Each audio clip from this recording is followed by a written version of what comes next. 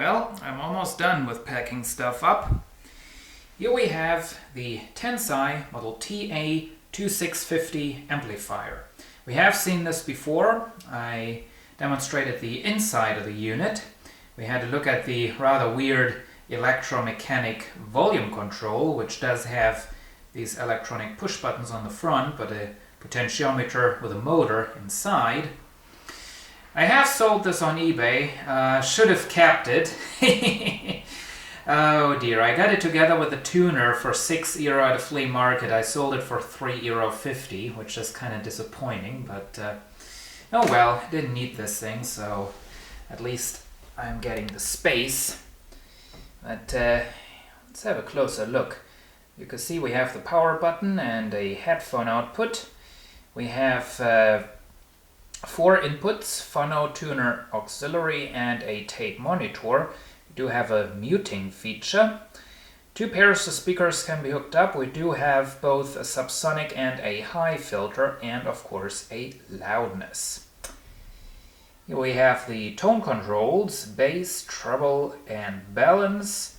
There is the volume control, and this is actually not really a consequent setup.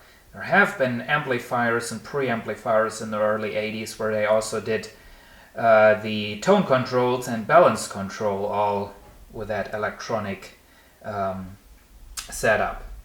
We have some LEDs for your input, and here we have a nice green level meter. As you can see, this thing does put out 50 watts per channel. I think that's pretty much accurate. Now, this was all made by Tensai in Japan, and well, I did some research. Some people were telling me on the Insides video this was made by Akai, and I have done some research and I can say that's correct. This was actually made by Akai, and this thing was made in the early 80s, maybe 1981, something around there. Here we have the back side. We have RCA inputs and outputs. We also have a DIN jack for hooking up the tape. That's the special connector for the system remote control, which the remote control is not built into this amplifier. That was actually a whole separate full-size hi-fi component that was used only for the remote control system. Here we have the speaker outputs.